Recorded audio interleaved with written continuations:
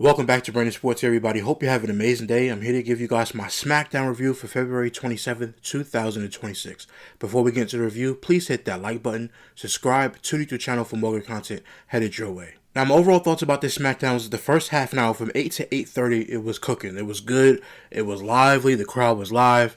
Before we get into what happened, everything just seemed very upbeat. And then after we got to about 8:31, maybe 8:35, until 10:59 p.m., this show was a total disaster. And because the first segment could not outweigh all of the bad that happened on the show, this was again not a good show.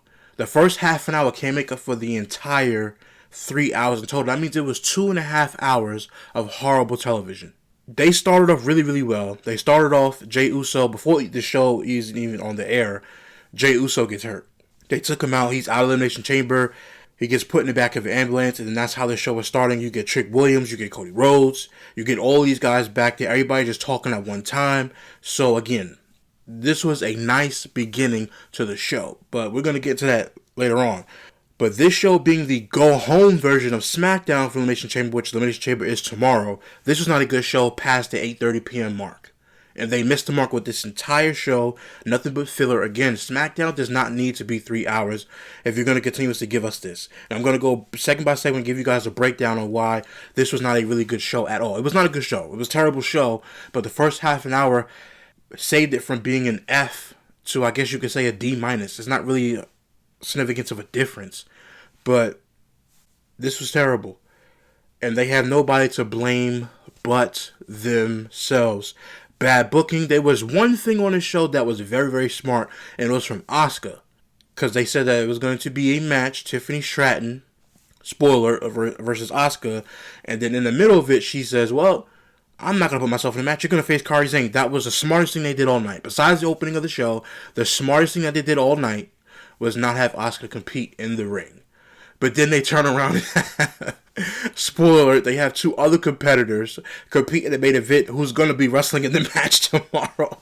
So I don't get how it doesn't make any sense. I mean, I get it, you have to qualify because somebody has to qualify. At least they had a SmackDown versus Raw person, which we'll get to later on. But it was like way better on commentary. It's like, well, you shouldn't have somebody wrestling a match if they're going to wrestle tomorrow. Why would they put themselves in the match? And I'm like, well, the two competitors who going to main event the show are going to be, one of these guys, whoever wins is going to be in the main event. I kind of just laughed at that because I'm like, man, it's just the same thing, but I know it's a difference because you have to re-qualify versus just putting yourself out there in the match. So that is a difference, but I'm just thinking, just laughing at the show because of how horribly the creative is. But again, this show wasn't really that great. We're going to get into the entire show. So tonight's SmackDown was live from the KFC Yum Center in Louisville, Kentucky. It's the Elimination Go Home show that sees the Women's Tag Team Championship on the line between, obviously, Rhea Ripley and Io Sky versus the Irresistible Forces. No pun intended, I guess, on the name. Nia Jackson, Last Legend. We have a singles match to Wyatt Six's Uncle Howdy versus MFT's and the WWE Tag Team Champion Solo Sikoa. We have the Ruler Obafemi versus The Miz. We had a singles match, the Juggernaut Jordan Grace versus Candice LeRae. United States Championship Open Challenge. We had Carmelo Hayes versus To Be Determined. And then we had the American Nightmare, Cody Rhodes, and everybody did a ring segment. So we start off the show with commentary welcoming us into the show. We see Jey Uso's being put in an ambulance while many people yell about stuff. Jacob Fatu then says he would find out who did it. Cody then asks, Jacob Fatu is yelling on top of the ambulance. He's getting in an ambulance, he's yelling at Nick all the time to basically find out who did this. Cody then asks what is happening. Trick Williams shows up and says, better than him than me, which this was funny. Trick Williams actually really great tonight. That was a funny line that he said to Nick Aldis, better him than me. He then says 1 man down, 4 to go. Javon Evans then asks Trick if he is the one who put him in the ambulance. Trick then tells Javon Evans to shut up while the adults are talking. This was really great. Trick Williams is actually great in this spot. Drew then comes through the crowd and he says he didn't have anything to do with Jay, but it's funny. He said 4 letters, 1 word, Drew, and he held the championship. That was the fun part. This opening segment was absolutely great. I'm not going to be down like I was in the intro, but again, this show was absolutely terrible, but this beginning of the show was absolutely great. 4 letters, 1 word, Drew. That was great. Whoever told him to do that, that was fantastic. That part was fantastic. I laughed at that. I thought that was great when I saw it again. So Drew come through the crowd. He says that. He says he didn't have anything to do with Jey Uso, but it was funny. He then says he tells the truth all the time, but he is guilty until proven innocent. Drew then says he has to buy a suite every week because he is an outlaw in his own company. He then says he just wants to shed the competition in Elimination Chamber. He then says, is that too much? He then says he can do what he wants when he wants, so he does. Nick Aldis then tells Drew he told him not to get involved. He then tells Drew to go back to his office because there are 20 guys who want to rip him apart, and he is ready to tell them to do it. Drew then says there are 6 5-men challenging him for the title. Cody Rhodes then comes out and tells Drew he's ready to fight. Enough. You know Cody Rhodes when he comes out, enough, enough. You know how he just starts yelling every single week. But he says enough. He's getting angry. He comes out very, very angry. He says, let's fight right now. Drew then says, ask the crowd, Kentucky, do you want to see Louisville, Kentucky, do you want to see a fight tonight? Do you just pump the crowd? As soon as he says that, I know instantly he's going to say no. Drew then says no because it would not benefit him. It would not benefit him at all, actually. So he's he's smart. Drew McIntyre is a smart heel here. Says it would not benefit him. Drew then says if he isn't a troublemaker and he will not break the rules, he's going to leave. Cody then says Drew has spent his title reign running like a little bitch. Drew then stops walking and he's basically getting mad. He has an angry face on. I'm like, man, this is Cody Rhodes. He's fired up. He's pumped up, even though he's yelling at the microphone. And I hate when Cody Rhodes goes, enough, enough. I just hate when he does that. But besides that, Cody Rhodes is on fire tonight. Cody then says, no rematch. He then says after tomorrow, then Randy Orton music hits. He comes out and says whatever happens to Jay sucks and he feels bad for him. Randy then says his only concern is winning that chamber tomorrow to become a 15-time champion. And Randy then tells Cody as far as they go, and then Trick Williams music interrupts. He comes out. He says he hates to do this, but you gotta understand that he is the hottest thing in the business, which that is true. Trick Williams is the hottest thing in the business right now. He then says this is why Bruno Mars shouted him out on his album. He then says, as far as tonight, he is looking in the ring and sees them.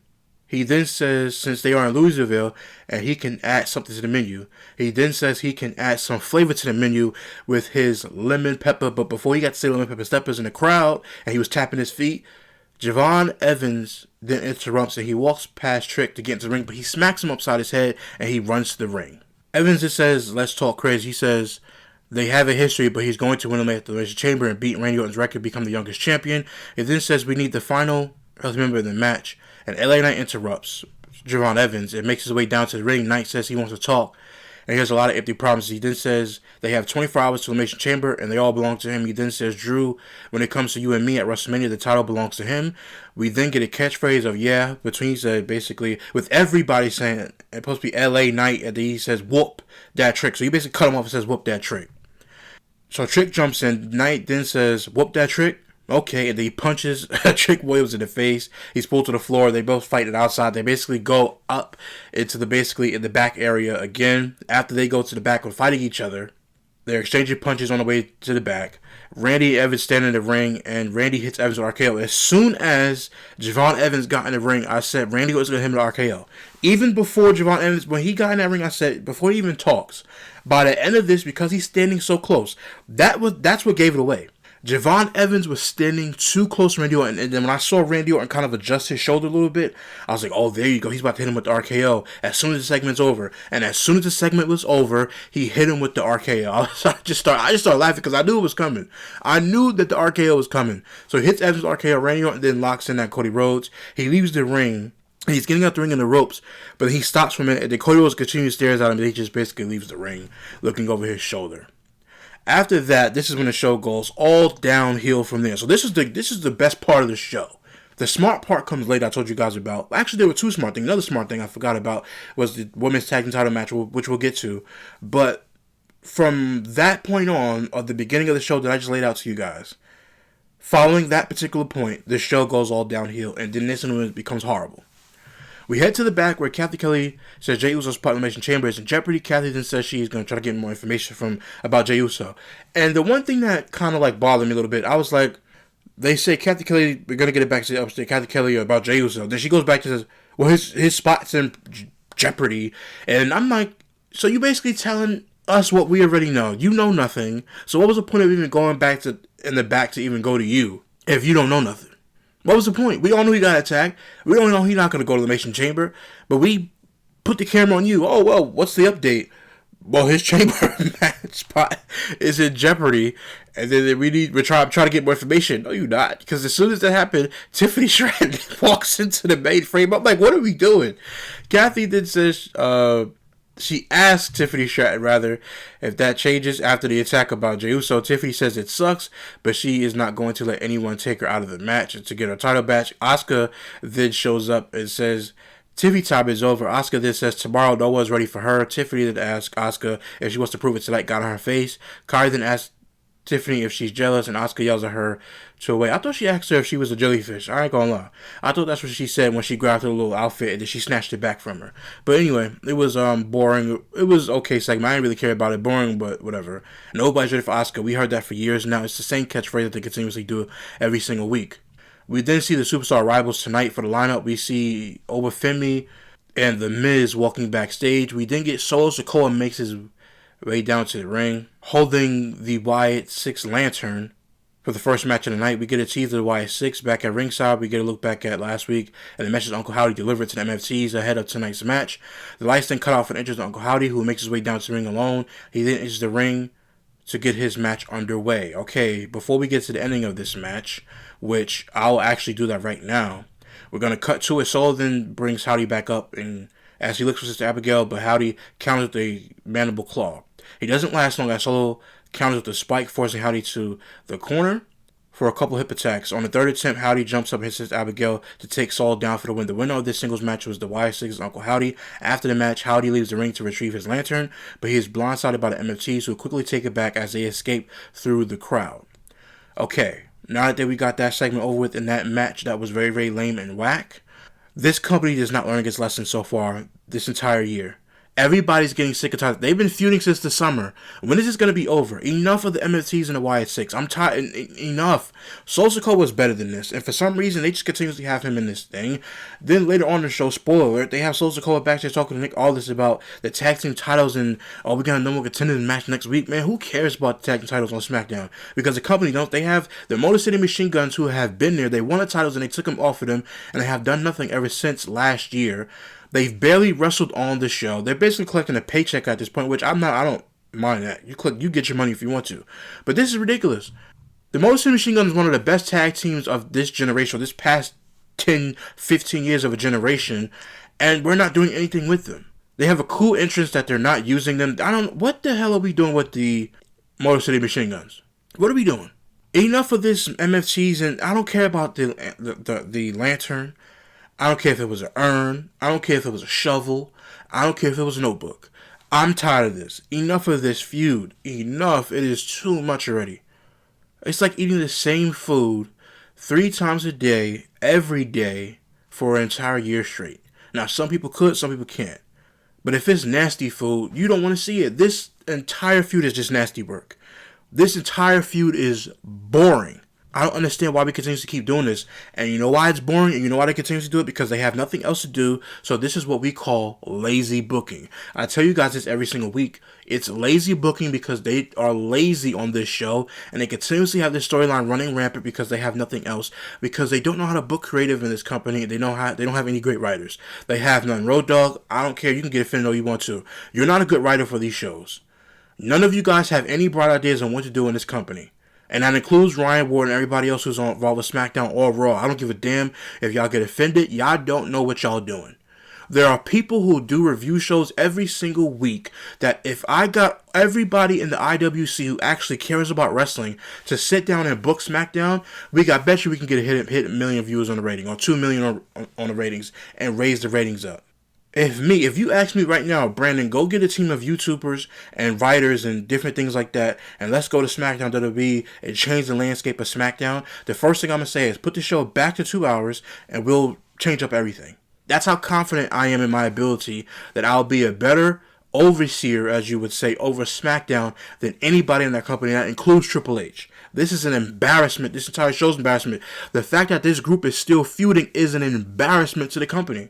When nobody cares about this feud at all. Nobody. Just an absolute embarrassment that this company continues to do when it comes to this dumbass feud. And so after that, we head to the back where we see Drew McIntyre escorted out to the parking lot as he is told to stay home tomorrow and stay out of trouble. Okay, let me just say this one more time, because I promise y'all, go back to my SmackDown reviews for last week and the week before last, and my Raw reviews for the past 3 weeks, SmackDown reviews for the past 3 weeks. I told you guys every single week that we watch these shows together, and I come here to do reviews, and you guys are watching, which I appreciate. Subscribers are going up, which I very much appreciate. But the problem with this entire show is what? Every single week they kick somebody out. Somebody's getting escorted and somebody's being kicked out. How lazy of booking. And I say this with all disrespect. How lazy can you guys be? I understand you guys are making a lot of money. I understand you guys just don't give a damn at some points. But you can't keep telling fans, people like Jacob Fatu and Seth Rollins, who I respect these guys, and I disrespect them personally, but this is just about wrestling, period. Stop telling people to shut up and not have an opinion about wrestling and just enjoy the show. No. We don't just have to enjoy the show. Enough of y'all telling us to shut up and enjoy the show. Stop telling people to shut up and enjoy the show when the shows are awful. There are not kids online complaining about the show. There are grown adults who pay their hard-earned money to attend these shows, and the prices of these tickets are damn near $5,000 to be in the front row. That's a down payment on a house. That is a down payment on a car, depending on which car you get, but that's a down payment. $10,000 is a down payment. You want people to pay almost $30-something thousand for WrestleMania packages. That's a payment for a house. You can invest that money, but you guys keep telling us to shut up. No, we will not shut up about our opinions about wrestling. There's a lot of people, just because we don't wrestle doesn't mean that we don't love the business as well. And we're not very protective over the business, as so are these guys. We're not as important as wrestlers, fine, but we are fans who care about the business and want the business to succeed. So you telling us to shut up and not have an opinion is disrespectful. Because if that's the case, I could tell Seth Rollins to shut up and stop going on NFL Good Morning Football and stop giving your opinions about football when you've never played in the NFL. But we don't do that. No, he's on TV. He's doing a fantastic job. But you telling people to shut up and enjoy the show and nobody cares about your opinions. Come on, man.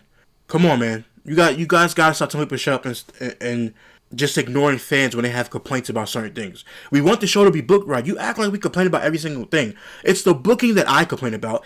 Other people complain about superstars and they make it personal online. I don't do any of that. I come on here and do my reviews so that people understand from the psychological standpoint where this show is lacking. And when it comes to this show, you kicking somebody out every single week does not get the job done. What the hell does this do? What does this do, kicking Drew McIntyre out? The fact that you can't book him for an entire show, so you have another GM kick him out. How many times is Adam Pearce going to kick somebody else out on Raw? Come on, man. If you guys are watching these shows and you guys are watching the reviews, I'm telling you, you guys see it. It's there already for the taking. I bet you next week on SmackDown, somebody's going to get kicked out. And I bet you next week on Raw, at Elimination Chamber, somebody's going to get kicked out. This is ridiculous. Every single week you're kicking somebody out of the building because you can't write for them. Enough is enough. Nick Aldis is then confronted by the Vision, who try to get Logan Paul into the men's Elimination Chamber tomorrow. Paul then talks about how he could easily win this match and become the champion. Aldis then says he eventually relents enough to consider it, citing politics at play as he walks off. Heyman then confirms with Logan Paul that he knows he can win the Elimination Chamber. Logan walks off before Heyman tells Theory to keep his attitude in check. By the way, Logan Paul got not Adam Pearce, but Nick Aldis' face and flexed his muscle and said, "Kiss, you can kiss it if you want to." I thought this was very, very cringe. Logan Paul, he can cut a promo, but he's becoming very, very cringe. He's very, very cringe. He says, "Oh, I made the theme song humble so everybody can sing along to it." Nobody's singing along to you. Bro, you are a heel. Nobody's singing along to your song. You're not Seth Rollins. You're good at what you do, but stop it. People don't like you. They're not singing along to your song. And then, by the way, Seth Rollins, if you want to be a heel, which he's probably going to come back as babyface, but when you're a heel, you're not supposed to have people chanting along to your song when you're a heel. If you want to get actual heat. You're coming out to babyface music. Makes no sense. But anyway, so after that, tells him Paul Heyman tells Austin to keep his attitude in check. And I told you guys this last week, point blank period. I'm going to say it again. I'm going to say it boldly. Austin Theory is never going to get over with this current style of booking. And I'm telling you right now, in a month from now or 5 months from now, however long it's going to take, you guys will see that he ain't getting over. Again, that's not a personal shot. It's all about the business. He ain't getting over because the way that they're booking him. And Paul Heyman could go on Busted Open, shout out to Busted Open and those guys, Dave LeGrec and all those guys. He can go on there and says, "Oh, well, he could be next Shawn Michaels, da-da-da-da," and all this stuff like that. Not with this current style of booking. No, he cannot. You know why? Because the way you guys booked him for years after Vince McMahon left shows that you didn't care, and now all of a sudden you want people to care. We'll start caring when you book the show better. How about that? Progressive then gives us a look at the rise of Riho ahead of their women's tag team match against Irresistible Forces tonight. We then see Kathy Kelly with Io Sky and Rhea Ripley. She asks him about the next few days for them and Rhea's focus. Rhea says she should be focused on the Elimination Chamber, but she needs to do it one step at a time. She then says they need to defend their titles tonight, and she can focus on the Elimination Chamber. Io then says tomorrow Rhea will win and Rhea will be the champion. I knew Jade Cargill was going to pop up. Jade Cargill then stops by and tells Rhea that she won't have anyone to help her tomorrow, and she tells her not to get injured. I just want to say this too, as a quick side. If anybody's been watching my SmackDown reviews, you guys know how much I love Jade Cargill. I've defended Jade Cargill. There are people who don't like Jade Cargill because she's still green. I always say that she needs a great dance partner to work with, and I'll be fine with that. I still like Jade Cargill. I think she's still green. I think she still needs a great dance partner. I'm not changing my mind on Jade Cargill at all. Except for WrestleMania, she needs to drop the title. It's not working with her. And she looks the part. She looks believable again. I am very, very fond of Jade Cargill. Even when she was with AEW, I was very, very fond of Jade Cargill. But the championship being on her is just not working on SmackDown. And that's not her fault. It's the booking. But because she's not being booked well, in my opinion, to not do anything, she's supposed to be dominant and she's not doing nothing. She's continuously going at it with B-Fab and Michin. Come on, you guys know how I feel about B-Fab. I've been telling you guys for months that I love B-Fab. I love her voice. I love the way that she talks. I want her to get more opportunities so that she can grow in this company and be a true great presentation and put her back with the Street Profits. By the way, where are the Street Profits working NXT live events? Are we serious? But anyway, we're not going to go there right now. But Michin, to me, I told you guys, she's never going to get over. And she even said, me and the crowd don't connect. Well, I wonder why. She's corny. No disrespect to her, by the way. Again, it's not personal. Everything I criticize about wrestling is not personal. But Michin is not getting over because she's not... What is there? There's nothing there. B-Fab has something to me, in my opinion. She could do something, but she just needs more in-ring time. But Jade Cargill at WrestleMania, Rhea Ripley, I told you guys in my Elimination Chamber review, you can check it out. I posted it yesterday. You guys can go and check that out. But I posted it and I'm like, listen, Rhea Ripley needs to win Elimination Chamber and she needs to go on WrestleMania and beat Jade Cargill. Give her a great match, but Rhea Ripley needs to be on SmackDown and have that championship, and Io Sky needs to challenge Julia for United States Championship and give that championship some respect. So after that, we then see Nick Aldis on the phone, and Jacob Fatu shows up and says all fingers are pointing to Drew. Fatu then says if Nick has a Drew problem, he has a problem. He has a problem with Drew, Fatu then says the solution is to put him in the chamber. Fatu then says he should be a part of that. He then says this is a conversation. He then says he is going to walk into the Elimination Chamber. He is going to win, and he will walk out of WrestleMania and solve that problem. Nick then says he will take it on an advisement. So the same thing with Logan Paul. He's saying the same thing.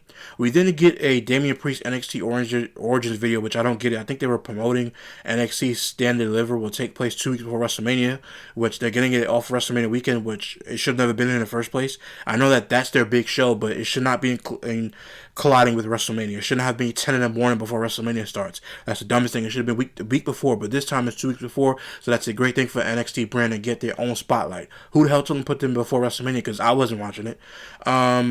So good for Damian Priest. They need to do something with Damian Priest. Ever since he's been on SmackDown, they had done nothing with him. When he was on Raw, he was a much better fit on that brand than he is on SmackDown. Tiffany Stratton makes her way down to the ring for her the next match of the night. Chelsea Green and Alba Fyre make their way down to the ring. I love Chelsea Green. I don't like the whole Secret Harvest thing. I told you guys that. I think Chelsea Green is great without that. So she joins in downstairs for commentary. Asuka then interrupts her introduction. She then says she is smart and tells us many times. She then says she is resting before the chamber. She then says Tiffany can face Kairi Sane. We get to the end of this match because this match was a little bit sloppy in my opinion. No disrespect to Kairi Sane and Tiffany Stratton, but I didn't really care about this match at all. So we get a moment where Tiffany Stratton's outside yelling at Chelsea Green, and then she gives it away. She's turning the entire time, looking back the entire time, waiting for Kairi Sane to basically dive and hit Chelsea Green. So after that, Kairi Sane hits Chelsea Green, basically a suicide dive outside the ring. Tiffany then hits a Finlay slam and a prettiest moonsault ever for the win to beat Kairi Sane. The fact that they just continuously keep beating Kairi Sane is ridiculous at this point. I mean, my goodness. I mean, you're not going to have to try and take the pinfall, but my God.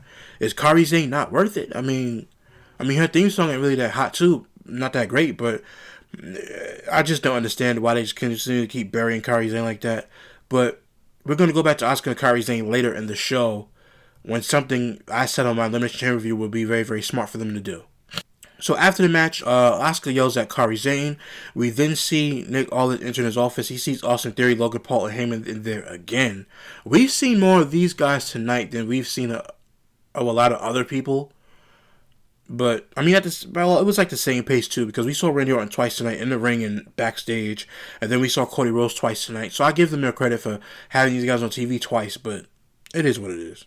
Which these guys are Raw guys, and I always tell you guys that these Raw guys being on the show because they have nobody else, so they're going to put these guys on here. To me, it bothers me because it's like, if you're going to say this is a brand split, then there are other talents that need to be developed on SmackDown. But because SmackDown's 3 hours, they're bringing these guys over here to SmackDown to basically be a filler because they just don't have enough, which is crazy. Go back to 2 hours and you'll have enough.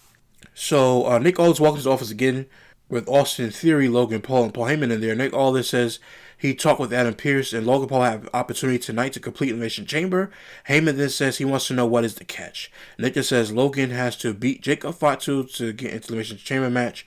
Logan then stops Heyman and he tells Nick what he has done. I sold the trading card and I did this. And I'm like, man, this is why people don't like you. This is why people don't like you. We don't care about you trading a Pokemon card, my dog. We don't care. After that, he said something else. I just didn't care nothing about it. Nobody cares about you and your stupid Pokemon card, my guy. He then says he could beat the WWE's most dangerous werewolf. I'm just like, man, this is so cringy. The Miz wakes his way down to the ring for the match of the night with Oba Fenby.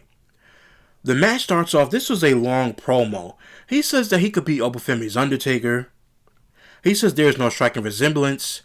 They come out there, he's trying to coerce him to basically let him guide him. The Miz is doing this, Oba Fenby. What are we doing? This entire segment was stupid. At the end of the match, Oba then tosses the Miz across the ring and hits a sit-out powerbomb for the win. This was ridiculous. This entire match was stupid. And then, by the way, if right now the crowd wants Oba Fenby to face Brock Lesnar, at this point, I don't want to see Oba Fenby at all. Because they're not booking him right.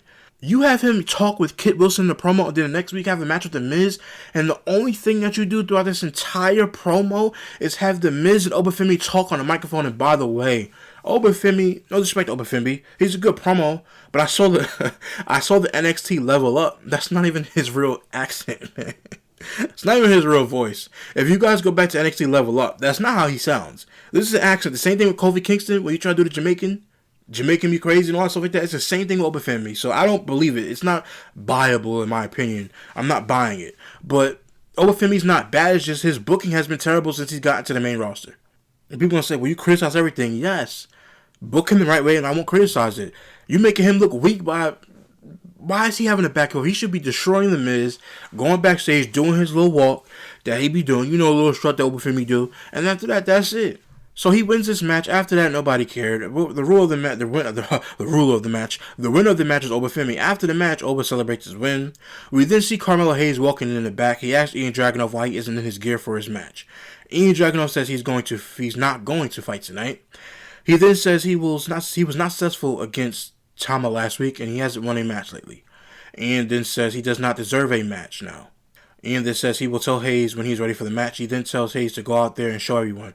Hayes then says he doesn't need a pep talk from Ian Dragunov. He then says he needs to give himself a pep talk. He then says if you don't take this shot, someone else will. Now, I'm not going to lie. You guys know, if you guys have been watching my reviews, you guys know I've been dogging Ian Dragunov. I've been criticizing Ian Dragunov, not the person, the character. He has no character. And what made me mad about this backstage promo is, Doug, are you really trying to motivate the United States champion? Who are you? Oh my goodness.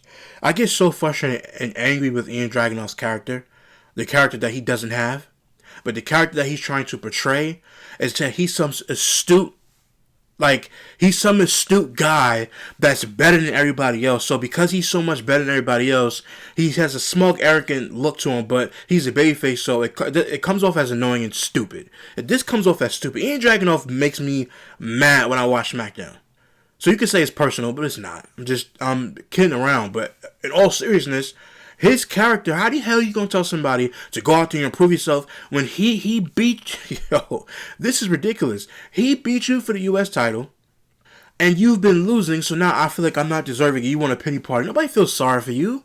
This all goes back to Sami Zayn, by the way, saying that Ian Dragunov needs to win the United States title. This is why nobody should give you a title, Sami Zayn, because you're just giving away championships. They want to go after the WWE title, they can't get it done there too. Sami Zayn get on my nerve too when it comes to reviewing wrestling. We'll get to that later in the segment and later in the review. But this right here pissed me off because Ian Dragunov, dog, who are you? You come out there, you losing, you ain't doing nothing well, and then you trying to motivate somebody else as if you're better than them when clearly you're not because you keep losing. So we get Carmelo Hayes. He makes his way out to the ring for the United States Championship for the night, the open challenge. We then see theme music hits and it's Matt Cardona, and I'm like, I told you guys. What did I say when Matt Cardona came back to the company? If you go back in my review and when Matt Cardona comes back, what did I tell you guys? I said in verbatim, they're going to have Matt Cardona in the company. They're not going to give him a push. They're not going to do anything with him. He's going to be an extra body on SmackDown. And they're going to give him a United States Championship run probably later on this year. And they're going to do nothing with him. I said, congratulations for getting a paycheck and providing for your family. I have no problem with that. There's not a personal shot. I promise you, it's not a personal shot. He has a wife. They're building a house. Looks nice on Unreal. The building process. I love watching house building and the process of that. So congratulations to them. But I knew when he came back to this company, they weren't going to do nothing with him. Do you know what they've been doing with him for the past couple weeks? He's been with Apollo Crews and fighting the MFTs and running out and trying to help. I knew he was just going to be another guy on the roster who they're not going to give a push to. They're damn sure not giving him WWE Championship. Then after that, the United States Championship is the only thing that can be there for him. So later on this year, he'll probably get a U.S. title shot. He got one tonight. Carmelo Hayes retained because I didn't really care about the match. It was a good match for what it was, but I didn't care. Hayes hit the first 48 for the win. I told you guys this was exactly what's going to happen to Matt Cardona when he came back to the company. That he was just going to be another guy on the roster who's going to be competing for the U.S. title, and that's it. And by the way, let me say this to Matt Cardona too. My brother, you can change your name when you want to. Every time you come out, I see Zack Ryder. Yes, I know it's the same person, has the same look, but the only thing you change is the name. Yeah, the colors are not as bright and blah, blah, blah, but man, you still remind me of Zack Ryder. I'm talking about the outfit and the same smile that you do, by the way. When he poses for a smile on his Instagram pictures, I hate that sometimes. I ain't gonna lie, it's the same smile he's been doing for the past decade. It's an annoying smile. I'm just nitpicking at this point, but, who cares? At the end of the day, he's getting paid. He's taking care of his family. Who cares? But I told you guys that when they brought him to SmackDown, this was going to happen to him. And look, it's happening to him because, why? Because the company don't know how to book and do anything creative with Matt Cardona. So after the match, Hayes offers his handshake to Matt. Matt shakes his hand, whatever. After that, we then see the creators back, and we have the tag teams to wonder what it is. This segment, as soon as I saw this segment, I said, this is a clown show. This is where the mood continuously dips down, and it becomes more depressing. R-Truth then shows up and says, you need to watch tomorrow to see what's in the box. Truth then says he has a surprise and tells everybody how to get on ESPN. I'm like, man, are we serious right now with this? We're plugging ESPN Unlimited or whatever the hell it was and plugging ESPN to watch the pay-per-view. I'm like, man, are we really doing R-Truth like this for real? Lord have mercy. Candice then shows up with Johnny Gargano and pushes him for the match. This was so stupid. This entire segment was stupid. This is why I said the Motor City Machine Guns are back here. Kit Wilson then comes up and says, Johnny's trying and all you guys are toxic. He's a clown too. This entire company and their booking is clownish too. Kit Wilson's starting to get a little bit of cheers, but I don't get his character at all. He's a feminist, but I bet you if they created a character that was opposite of him, the company would get so much backlash. To me, this is political BS that they're playing into, and quite frankly, I don't really care for it because, again, if they had a character in WWE that went against everything that Kit Wilson is doing, they would be the first thing on social media trending because you would say, oh my god, this person is a narcissist, he's this and he's that, and they would complain about the character. So Kit Wilson being the opposite of that is going to get people to, ooh, oh, I'm tuning in. Oh my God, he's a feminist and he believes on stupid stuff and blah, blah, blah. Man, miss me with that. I don't care about Kit Wilson and what he's doing. I do not. Nobody else cares about Kit Wilson. And it's not a good gimmick, by the way. And it comes to Johnny Gargano and Candice LeRae. I'm sorry, but they have a gimmick of Johnny Gargano laying down. So he finally walks after the first 3 weeks. Candice LeRae makes her way down to the ring with Johnny Gargano. He's walking all slow and stupid. Basically, Jordynne Grace beat Candice LeRae. This entire match, I didn't really care for it at all. I told you guys how much I like Jordynne Grace, but they're dropping the ball with her too. Her theme music sucks, and they're dropping the ball with her. They need to be better when it comes to booking this show and booking Jordynne Grace. I don't understand. She's great. She has a great look, but they need to give her a character. What's her character? She's gonna be. Listen, let her be the woman version of Scott Steiner. You know, Big Papa Pump. You call it Big Mama Pump or something like that, and let her flex her muscles and just get bigger again, her muscles get bigger again, and make her be the dominant person on SmackDown. I see, what are they doing with this woman? Absolutely nothing. So at the end of the day, Candice LeRae loses. Her and Johnny Gargano, I wouldn't be surprised if they're gone within the next 2 years. They have nothing that they want to do. They're just extras at this point. They're not going to do anything with Candice LeRae. She can wrestle and she can work. The same thing with Johnny Gargano. He's Johnny Wrestling. He can work, blah, blah. This is not 2018 anymore. It's not. 2018 is long gone. It's 2026, and 2 years from now, it'll be 10 years since Johnny Wrestling was relevant in WWE. It's no disrespect at all, but come on. This is just annoying. It's dumb. Jordynne Grace won the match, and quite frankly, nobody cared. We then see Kelly Kelly backstage with Raquel Rodriguez. Raquel says she and Liv become champions. Being champions, I mean, the Judgment Day runs out of B. She then says she is going to focus on what it takes to win. Jade Cargill then tells Raquel she needs to focus on herself. She then says Liv is worried about you. She then says Liv set you up because if you win tomorrow, she will embarrass Raquel at WrestleMania. Michin and B-Fab then show up, and Michin says she is coming for Jade. Again, I don't know why they're doing this. Jade then tells Michin if she's going to do something, do it. B-Fab then tells Michin she will get her chance. This is the same SHIT, the same shit, excuse my French, that they've been doing every single week, even before B-Fab and Michin came out and they came off that injury. Before they even got injured, they've been doing the same thing. Backstage promos talking about that they want to get at Jade Cargill. Who is writing this nonsense? This looks stupid. How many weeks in a row is Michin going to tell Jade Cargill she's going to come after her? Man, put down the kendo stick. I'm so sick of this. I really am so sick of Michin on this roster. No disrespect to B-Fab, but they need to do something. Put her in the United States Championship spot. And put her on the show so she can continue to develop. What are we doing? Where's the development? You guys talking about the future of the company, and then when you push people with no booking and nobody care about, then you get mad at us for complaining about it. Enough of Michin and B-Fab going after Jade Cargill. Who cares? Nobody gives a damn about this no more. It's just dumb. It's dumb. It's dumb. It's dumb, and it's dumb.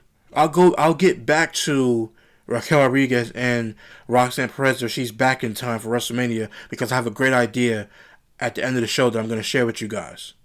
We see a look back at AJ Styles' tribute ceremony on Raw this past week, and we see announcement AJ Styles going to the Hall of Fame. After that, we see Jacob Fatu in the back, and Cody Rhodes stopped by. Cody Rhodes says he hopes Jacob Fatu is basically the winner of his match. Cody then turns to see Sami Zayn standing. Sami offers his handshake, and Cody shakes it and walks away. Sami then gives him like a certain look, and then Sami then tells Fatu he knows he has a match, and he asks about Jay. Fatu then says it ain't looking too good for Jay. Sami then says he didn't do it, but he is 100% sure that Jacob Fatu didn't do it. Fatu then says he needs to know what Sami means. Sami then says you are there. Then Jay goes down the ambulance. Then Sami says you go out of the way to basically get yourself a match. All this stuff like that. Sami Zayn basically complaining again. This is what I took from it. He says, Sami says you have been focused on Drew and you cause chaos everywhere. Fatu then tells Sami to be very, very careful what he says next. Sami then says, or what happens.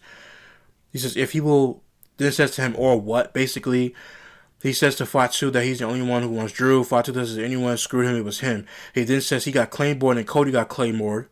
He then says, you were the only one who didn't get Claymore. He then says, it looked like Drew was trying to help you win that match. Fatu then says, maybe he should be watching Sami. Sami then apologizes. Again, he apologized like he did last week when the crowd booed him. And he says his head hasn't been screwed on right. He then tells Jacob maybe he deserves a second chance and tells him to win it for Jay. Sami then attacks the table. He basically turns the table over and slaps the water bottle. My thoughts about Sami Zayn is this. I don't care. I don't give a damn about Sami Zayn. I don't care about this story. Oh, he's gonna finish the story for what? He never gets the job done. And every time we look for Sami Zayn to do something, he doesn't do it. So we're going to have to wait another year. We're going to have to wait an entire year just for Sami Zayn to win another championship. Man, listen, I understand people are fans of Sami Zayn. I have no problem with Sami Zayn. I truly don't. But this character evolution, I know you guys can say, well, they need to do something with him. Do something with him.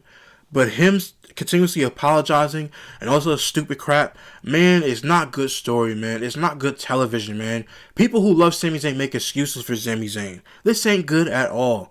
Because you doing all this, I'm going to apologize. Oh, well, Brandon, it's a part of the story. Man, this story is corny, man. Sami Zayn has been corny for a long time. I told you guys this. It's not personal. I just don't care about it no more. It's over. Goodbye. It's over. After that, we get Nia Jax and Last Legend make their way down to the ring for their next match of the night. With Rhea Ripley and Io Sky follows. We get to the end of the match. Nia then grabs Rhea and hits Rhea with the headbutt, but Rhea then hits a Riptide onto Nia, and Last Legend hits the last extension for the win. The new champions and the winners of this match, the WWE Women's Tag Team Champions, the Irresistible Forces, no pun intended, I guess, right? Nia Jax and Last Legend. After the match, Nia Jax and Last Legend celebrate with pyro. Oh my gosh, they had pyro, ladies and gentlemen. They had pyro. Let's give them a hand clap of praise. No, we will not. They should have pyro the entire time. Especially tonight. Every time somebody wins a championship, they have pyro. But it is what it is. But my quick thoughts about them winning the tag team titles is, this was great. Last Legend and Nia Jax needed this. Here's why. Because now Rhea Ripley can go win the Elimination Chamber and go to face Jade Cargill at WrestleMania. And then we can have Io Sky versus Julia for the Women's United States Championship and put her on SmackDown as well. And have them run that show and run that division. And have Charlotte Flair, which we're about to talk about next. We could have Charlotte Flair go to Raw and face Becky Lynch, and at WrestleMania for the IC title, and leave AJ Lee and Becky Lynch alone, and have AJ Lee face Bayley at WrestleMania to give Bayley a WrestleMania moment. After that, then we can go on after that, but we're going to have to wait till Elimination Chamber for the rest of my ideas to cook up for you guys. We then see Charlotte Flair backstage eating tubs and tubs of ice cream. She says that she is fine, that Lash and Nia are now the tag team champions, but she is crying and eating ice cream. She then says there isn't a finer situation than this.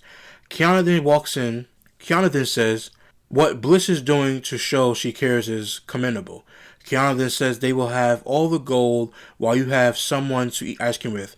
Charlotte Flair then says, you can't get any. And then she says, I don't want any, and blah, blah, blah. Listen, I'm not going to criticize this segment only because I'm being protective. I am unbiased, but I'm being protective of Charlotte Flair. She just needs to do it. Let her continuously do this. Let her continue to be a babyface and leave Charlotte Flair alone. I don't want nothing going on with Charlotte Flair. Leave Charlotte Flair and her babyface alone. This is the first time where it feels genuine. Leave it alone. Whoever's doing writing with Charlotte Flair, even if it's cringy, it could be cringy. Leave her alone and just let it keep going. Don't turn her heel. Don't do nothing. Leave it. Save it. After that, Kiana says they will have all the gold, as I read before. Then Jade Cargill shows up and wishes Kiana James and Bliss good luck. Again, when I saw Jade Cargill walk in, I said they need to take the belt off of her. It's time to get the belt off for Jade Cargill. Again, I told you guys I love Jade Cargill, but it's time to get the belt off. Give it to Rhea Ripley. We then see Nick Aldis is on the phone. He says Solo, and Solo wants to know what that was. He then says they want to do something about the Wyatts. Nick then says he saw Solo lose and you jumped him after the match. He then says maybe it is time to do something with your titles. He then says next week there will be a number one contenders match. I don't give a damn about the number one contenders match because they're not going to do nothing with nobody. Very, very dumb. With this tag team division, man, people want the tag team titles to get combined again. The company's not going to do that because they just introduced the World Tag Team titles almost 2 years ago. They just brought those belts into the company. And the same thing with the new WWE Tag Team titles. They're not getting rid of both tag team titles on both brands because they just introduced these belts almost 2 years ago. They're not getting rid of the belts. They're not. We didn't see after that. We see Kathy Kelly and Nia Jax, Last Legend. Nia says that she is a 3-time Women's Tag Team Champion, and Lash won her first WWE title. Lash says they will celebrate next week on SmackDown. Nia then tells Kathy she is not invited, and they leave. They basically snap their fingers in her face. She leaves. After that, we get a backstage segment with CM Punk, a video package rather, of CM Punk talking about Chicago. We then see Randy Orton walking in the back, and Aleister Black and Selena show up. Black asks if the Black Mask awoken something in Randy. Selena then asks if it is his anger. Randy then says he doesn't know what's going on in his head, but the voices are talking louder. He then says, if you want that anger, here it is. He then says, after the chamber, he will find Black. Black then says, Randy will, because they planned it that way. I ain't care nothing about this. Let me be very, very clear about this. I like Aleister Black. I like Malachi Black in AEW. I like Aleister Black. I don't give a damn about what he's doing on the WWE so far. They had him come back and he returned to the company against The Miz, and they've done nothing with him since. They had him literally in a feud with Damian Priest for months and months and months. They finally killed that feud, and Damian Priest won the feud, and now they're trying to get Randy Orton versus Aleister Black at WrestleMania, which they said that they were trying to do last year at WrestleMania 42, but didn't do it, so they just brought in Joe Hendry because they want Aleister Black to wait. No. Nobody. I don't want to see Aleister Black versus Randy Orton at WrestleMania. I do not want to see that. I'd rather Randy Orton win Elimination Chamber and be added to the Championship match at WrestleMania than to see him versus Aleister Black. Aleister Black doesn't need to be on WrestleMania. He just doesn't. Not everybody's going to make the WrestleMania card. And right now, the way he's going, he should not make it either. No disrespect, I like him as Lena Vega, but I just don't care at this particular point. Should they continuously keep pushing him? Yes. Against Randy Orton? No. No, and no. It is announced that WrestleMania 42 will start night 1 at 6 p.m. and the first hour will be on ESPN2. It is also, that's disrespectful, by the way. It is also announced that the Sunday will start at 6 p.m. The first hour will be on ESPN. Again, disrespectful to put the night 1 on 6 p.m. on ESPN2. I beg your pardon. It is also announced again, like I said, the 6 p.m. hour for Sunday will be on ESPN. The entire show will air on ESPN Unlimited in the United States. Who cares? The Vision did make their way down to the ring for the main event of the night, and Jacob Fatu follows. Now, in this match, it was a good match back and forth. Logan Paul and Jacob Fatu were basically going back and forth. The part where this is getting a cringe was Heyman gets on the apron and Fatu grabs him. Logan hits a low blow and a punch without the brass knuckles, it seems like. Logan then hits a frog splash for the near fall. The Masked Man comes in. As soon as the Masked Man came out and jumped over the barricade and he started going like this, started moving around, I said, that's not the same guy who's been doing this. Then the Masked Man hits a super kick to Theory. By the way, the super kick was completely off, and Logan punches him. Logan then pulls the mask off him, and it's some random person, some random dude.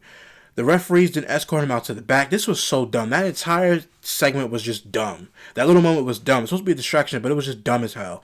After that, so they basically escort him to the back. Logan then sets up for the punch, but there is no referee in the ring. Fatu then hits a pop-up Samoan drop.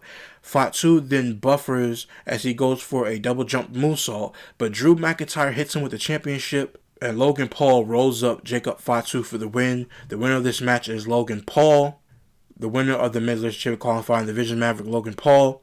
After the match, the Vision regroup on the ramp to celebrate as the show comes to a close. I just want to say this too. Drew McIntyre came back into the building again, which was fine with me, but having him being sent off and being kicked out is getting repetitive every single week. That's why I complain about it too. So yeah, he did come back and we saw him again on television, but come on. So again, that was SmackDown for tonight. I told you guys the first half an hour was great. The last half an hour, well, the last 2.5 hours was absolutely terrible. This show was terrible. Again, the booking was horrible and the creative, especially with that Masked Man that came out. As soon as he moved his body, I said, this is not the guy. And it was just basically dumb and it was stupid, and it is what it is. Now, I'm going to go back to my plan about Raquel Rodriguez and Roxanne Perez before I get out of here. I wanted to say this. At WrestleMania, this is what they should do. Rhea Ripley wins the Elimination Chamber. Io Sky challenges Julia. Charlotte Flair goes over to Raw to challenge Becky Lynch. AJ Lee loses the Elimination Chamber. You guys can go check out my review and breakdown the Elimination Chamber. And AJ Lee can go on to face Bayley. And then you would say, well, what are they going to do with the women's tag team titles at WrestleMania? Because they're going to want Last Legend at WrestleMania. Here's what they do. A little spoiler alert before I do another video, probably after the Elimination Chamber, explaining what I would do for WrestleMania now. This will be a part of the card. You would have the women's tag team title match in a fatal four-way. It will be Last Legend and Nia Jax versus the Bella Twins versus Raquel Rodriguez and Roxanne Perez versus Asuka and Kairi Sane for the women's tag team title match. You could do a fatal four-way tag team match and have that be the match at WrestleMania. The Bella Twins will come back again. Last Legend and Nia Jax, the Irresistible Forces, no pun intended, I guess again.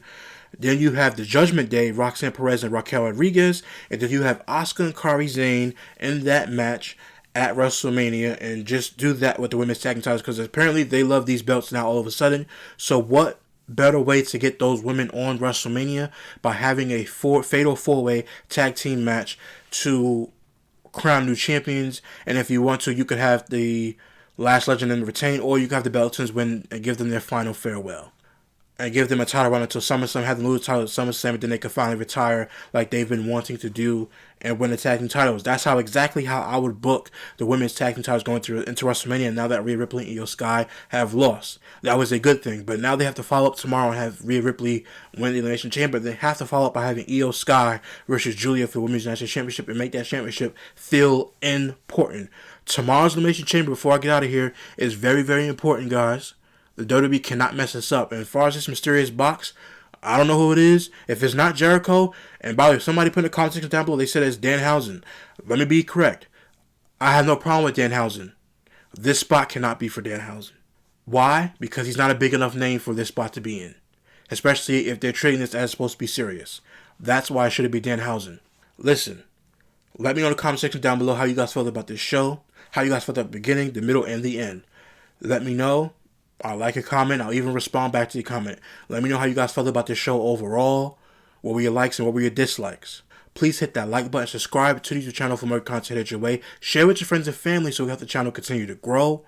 I will see you tomorrow after the Elimination Chamber for my reaction. Until next time, guys. See you real soon.